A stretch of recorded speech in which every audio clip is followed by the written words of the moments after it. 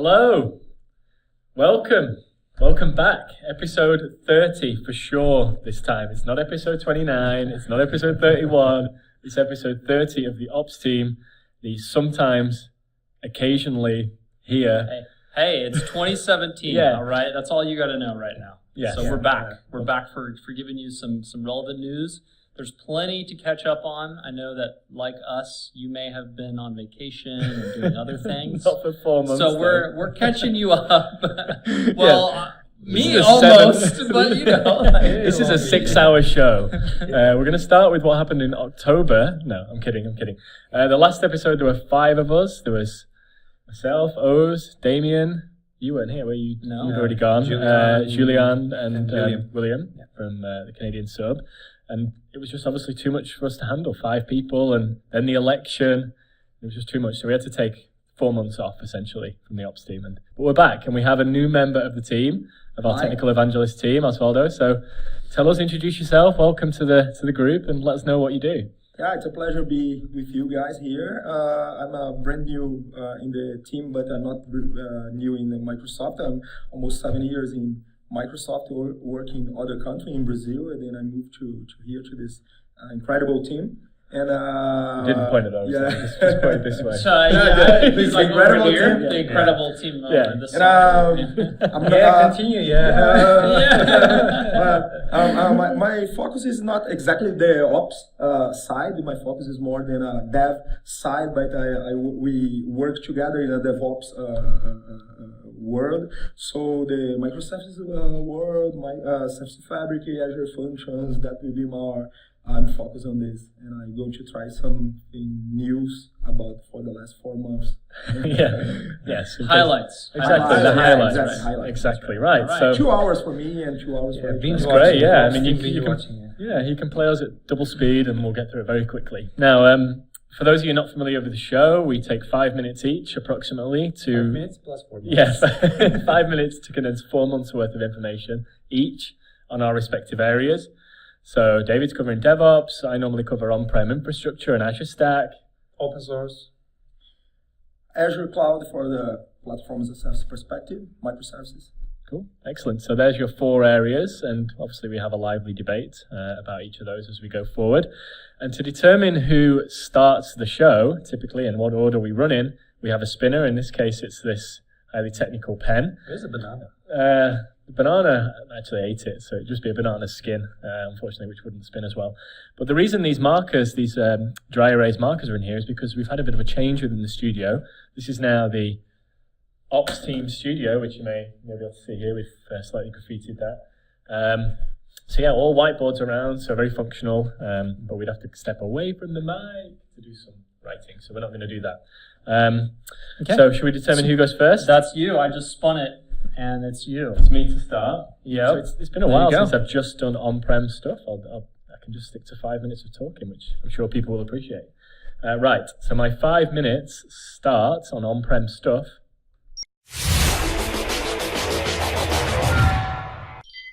Now, there we go. Oh, thanks, move the camera. I'll wiggle over this way.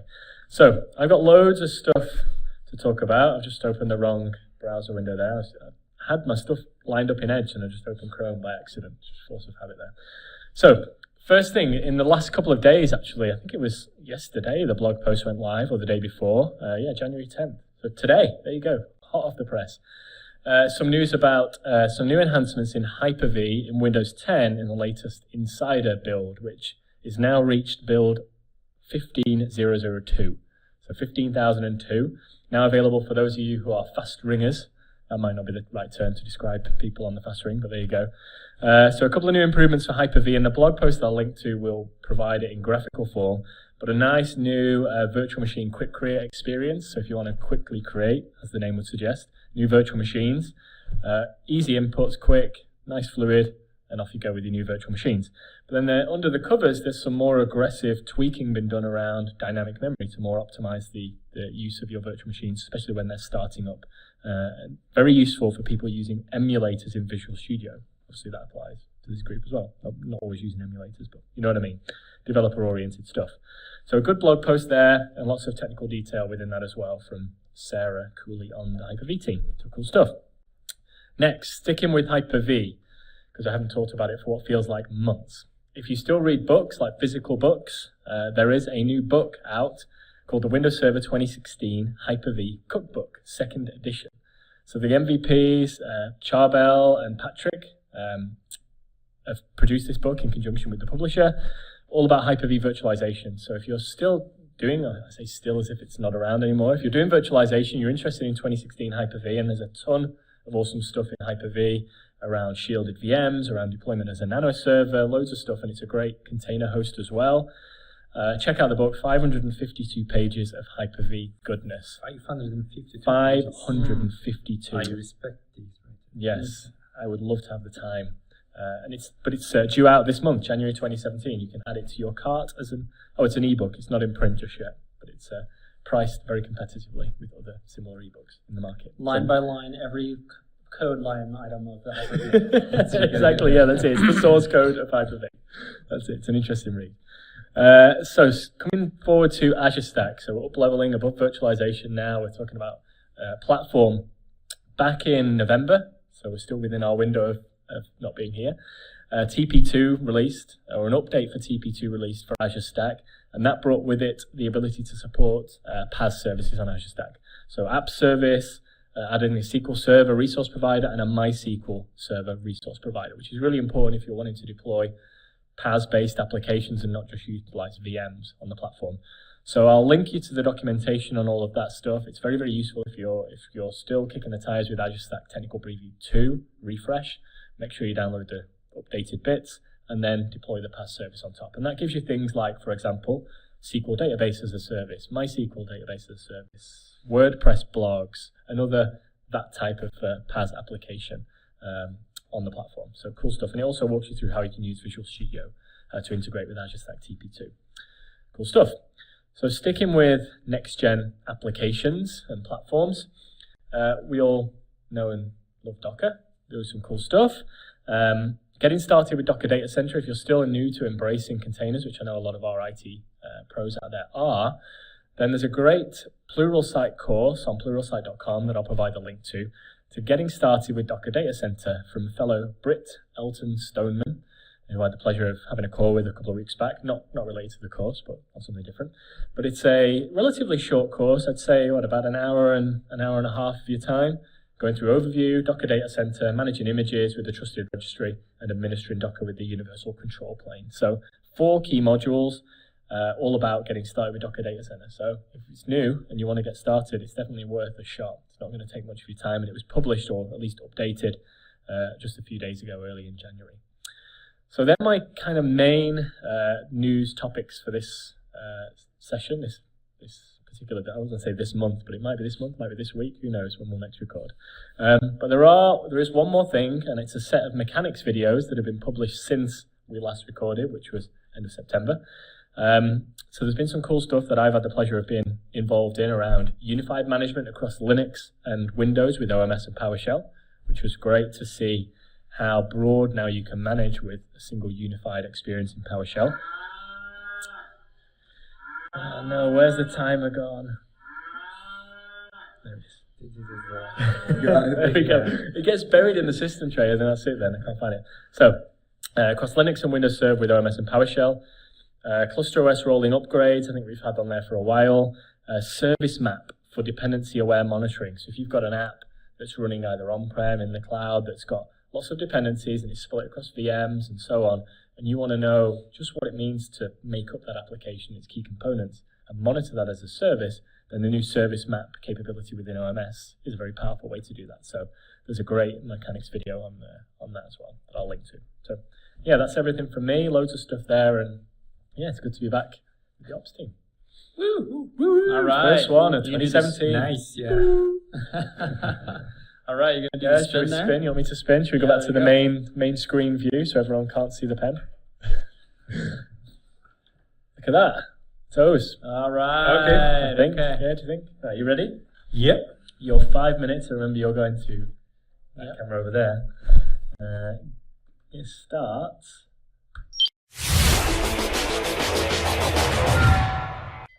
Okay. Yes, it's been 4 months, and I'm going to start with the Kubernetes part.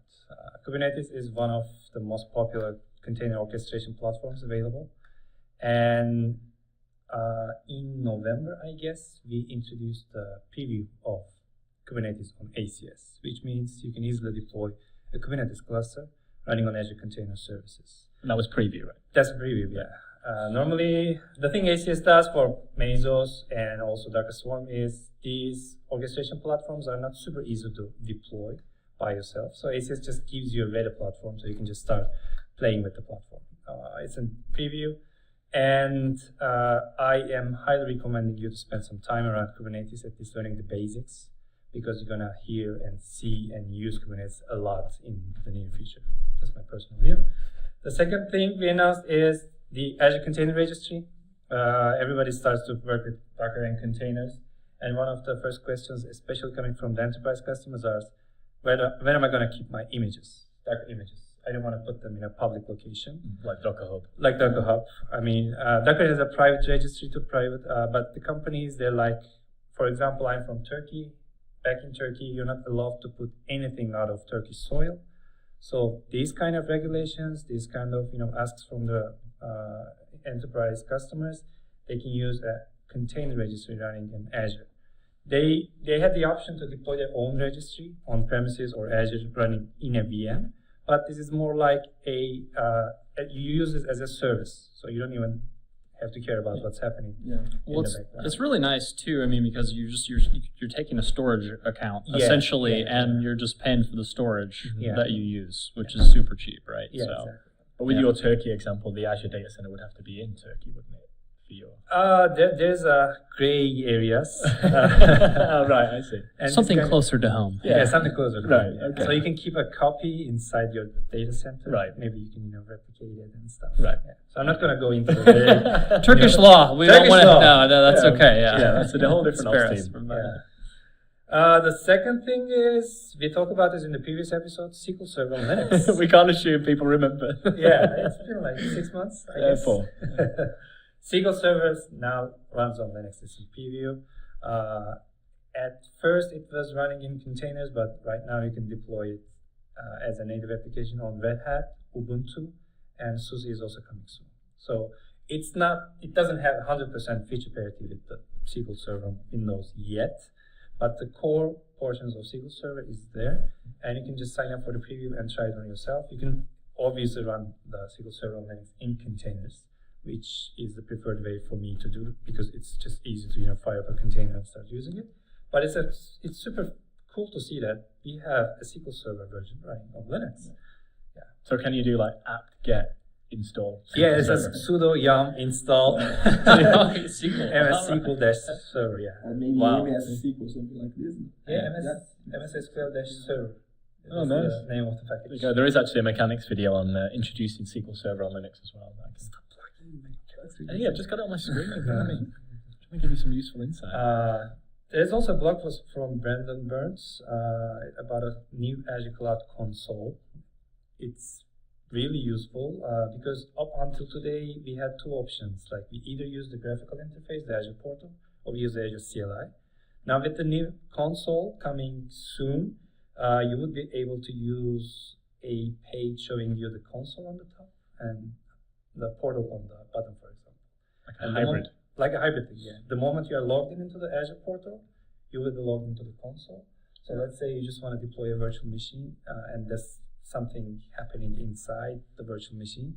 You can just drop to the console, and since you're already logged in, you can just, you don't have to authenticate, you don't have to do anything. So it's almost like an embedding of the the CLI into the within Azure that. portal. Right. Yeah. Okay. Cool. So it's a cool feature, Nice. and it's really useful because one of the questions we are asked very frequently is, how am I going to authenticate to Azure, service principles and stuff? I get that all the time. Yeah, so it's going to give you an easy way.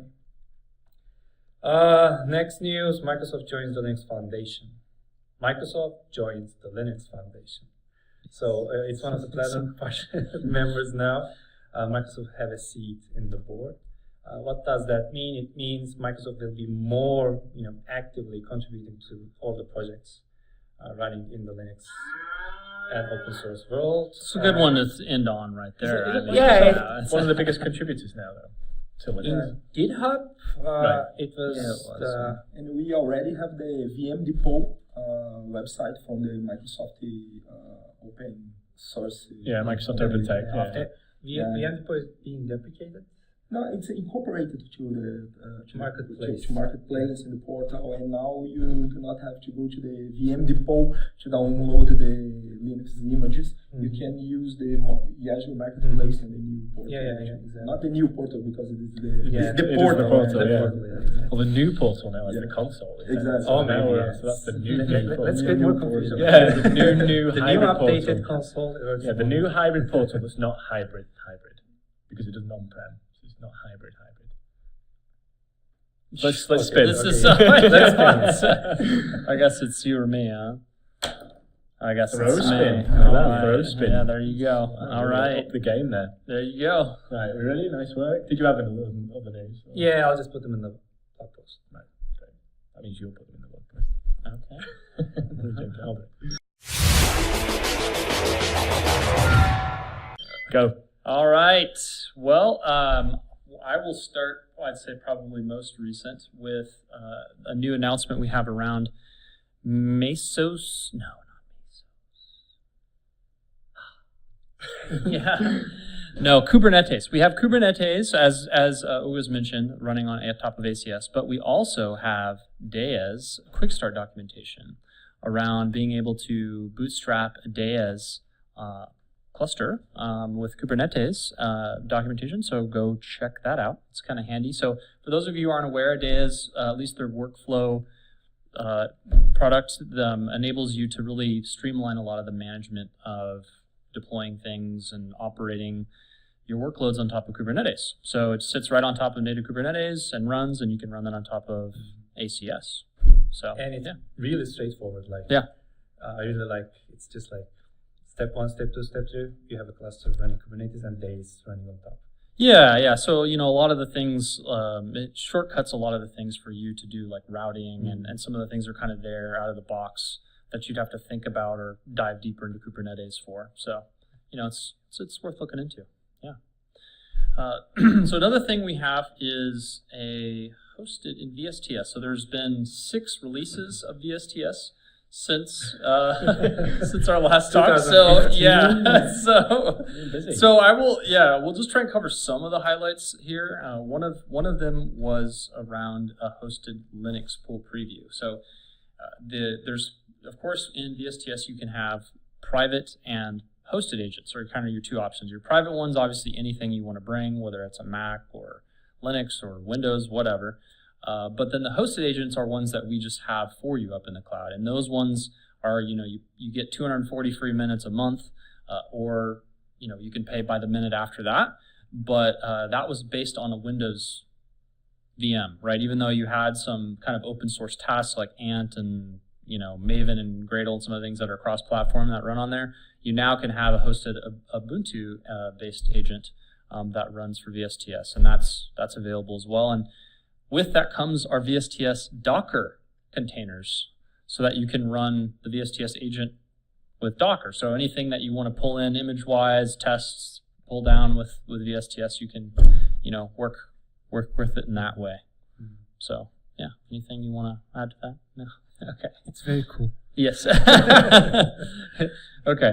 So then the other thing I have is around release management. So we've been talking about release management for quite some time, but the general availability of release management in VSTS and in TFS 2017 is now there. So it's something that if you haven't been using or you've been on the fence, you're not sure if you want to use release management, there's been not just GA because it's GA, but we've actually been testing it, getting input from customers, and we've put a ton of different features in. There's no way I have a chance to cover all the enhancements, even in the past 6 releases for release management, but it's something you definitely want to do because it's really the foundation, especially as a ops or DevOps person. You want to have some form of, a lot of the DevOps practices are all lit up via, your build and continuous deployment release process, right?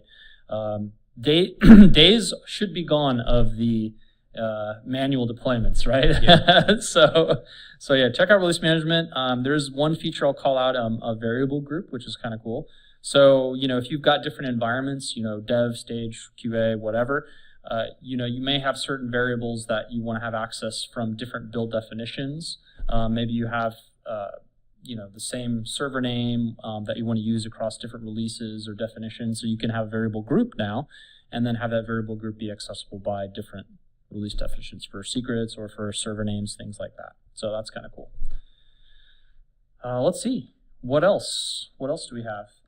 One of the other things that we have is Microsoft Teams integration. So if you use Microsoft Teams and you are using, let's say, the Kanban features for managing your work, that there is now a native integration for Microsoft Teams inside, VSTS Agile features and work item management inside of Microsoft Teams. So that's pretty handy if you want to, just work with your teams and manage your work without having to necessarily go to the Visual Studio console to do that. And then in a related news to that, we also have Team Room deprecation. Ooh, why am I having an announcement around Team Room deprecation? Yeah. So we kind of, there we go. End on that, right? Yeah. Tune in next time. Yeah.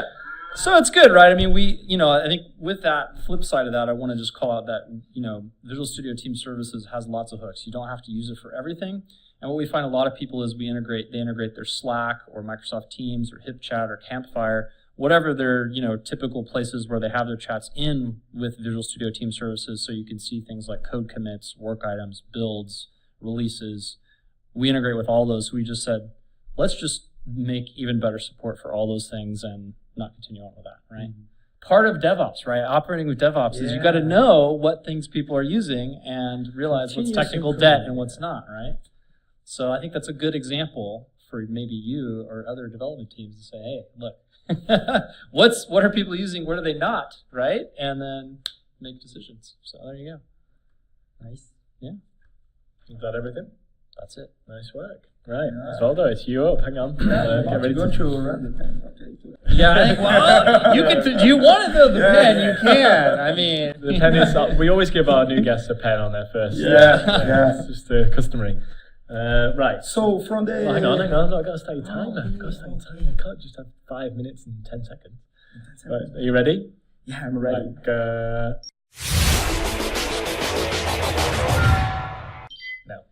So from the Microsoft's perspective, we have some types of technologies we can use in the Microsoft side. So we can use, for example, the Service Fabric. It's more like an infrastructure as a service perspective to host your microservices. And one problem, the operations guys always ask for the team, for the Service Fabric team, is how to patch the virtual machines who host the applications or who host the microservices. So it's not possible until yesterday. And yesterday the Service Fabric teams put a post on the blog, and with a roadmap with what you can do to update your virtual machines on your microservices solution on Service Fabric. And the first wave, you can just update using a manual script. You can download it in this blog post. We're going to put in our posts and tweet this in our accounts. So then in March, we're going to have a next step or a next wave, and we can go and update the virtual machines for the microservices in Service Fabric using the portal or using a new way. He called it the patch orchestration service to update these machines and update in a fault domain and update domain way of. So it ensures your application is always online. Yeah. Exactly. Maintain your applications running and update your another domain and have a fault and guarantee your application will be on the air when you do the application. And then on July, we're going to have a different wave. It's more like you can choose a specifically version of the operational system with some patches specifically for your application. For example, if you use some DLL or something, it's very attached for the in the operational system. You can build your image maybe and put in a gallery, and they will use this. It's one approach. But for the Microsoft's perspective, you can use the more infrastructure host like Service Fabric, but we can use more like a platform as a services for host your microservices. So now, not now, sorry, in November 15, we put in a general availability for the Azure Functions, and Azure Functions is a huge step for our platform as a service, because now we can run applications like small pieces of our applications. For example, I can put some webhook on GitHub to when some guy from your developer teams checking the application, Azure Functions can receive the information from the GitHub and send this information, for example, to the Slack, and your teams will be noticed or notified about this information and could use, and you're going to pay just for each time your application runs. For example, if I use a bot in my functions service, for example, I can have a lot of instances of bots running beside my functions, and these functions will be activated and have the auto-scaling to update and to run the bots as a demand, and I will just pay for peanuts just for each time it will run. It looks like more like a mainframe perspective. You're going to pay with any APS when you just pay for the transaction, something like this. It's an approach more for this side, because in some cases you do not have something to provision some virtual machines, and just for looking for a forum has an update or something like that. And so this is a different approach from Service Fabric, and you need to choose what type of your host for Service Fabric you can use. We asked, you talked to earlier about this type of thing we can choose. For example, if I do not have any ops guy in my site, for example, if I'm a startup, I can not have a infrastructure guy. Oh my! The moment you said you would not have an IT pro. yeah, exactly. Yeah. And you know, and you can use this type of things to have a time to market and that type of thing. Oh my, just 5 minutes is so good. Yeah, it goes quick. Yeah, good stuff. Cool. Anything you want to add? Anything more? Azure, I mean, Service Fabric update, that's all that matters for Azure in the past. Because I thought 4 Service months, Fabric, you just wanted to let that stuff go. It was almost like consuming a very specific PaaS type experience. But I'm guessing you do have to maintain the VMs as well yourself. Yeah, well, that's something that's. Or you should. Yeah, I mean, it'll be more streamlined as well, right, in the future. But yeah, I mean, I thought the optimal scenario for a PaaS type experience is the Service Fabric. When you say I need a new Service Fabric, Microsoft deploys the VMs under the covers behind the scenes. We manage and maintain and patch them and handle all that. Whereas you just consume the Service Fabric essentially. But I'm guessing right now it's the Functions is VMs. more focused on what they call the serverless way, but we all know we have a servers from behind. Yeah. The difference is in the functions, for example, you do not have to put the patch and update the machines like the Service Fabric. Yeah, you never interact with that machine directly. Will there be a Service Fabric on Azure Stack? I don't think it's in the GA launch of Azure Stack, but I presume it will, if it's deemed appropriate, it will come. I can't remember what the status is right now, but yeah, it'd be a good candidate. But because you can run it on-prem anyway, just in Windows Server VMs, is that right? Even in Linux. Yeah, so you don't need Azure or Azure Stack, but if you want to visualize the rich portal as part of Azure or Azure Stack, then it needs some integration. So who knows? I think we'll find out soon enough. So yeah, that's it for Azure, for OSS, for on-prem infrastructure, and for DevOps stuff. Let's have a quick check and see where we're up to on Twitter. We are up to, brace yourself for this. Have to go back. 400 something people. It was 409 followers. 9. 409, right, mark the date, January. We are on 409 followers. There you go. So we're going to go up from here. So yeah, nothing else to say. Hopefully you've enjoyed the show, and we will, I guess, see you again next time. Maybe next week, maybe next month. Next time. Next time. Very generic and broad. Live from the, not live, from the Ops Team studios. Yeah, we'll see you again. Thanks for watching. Bye. Bye.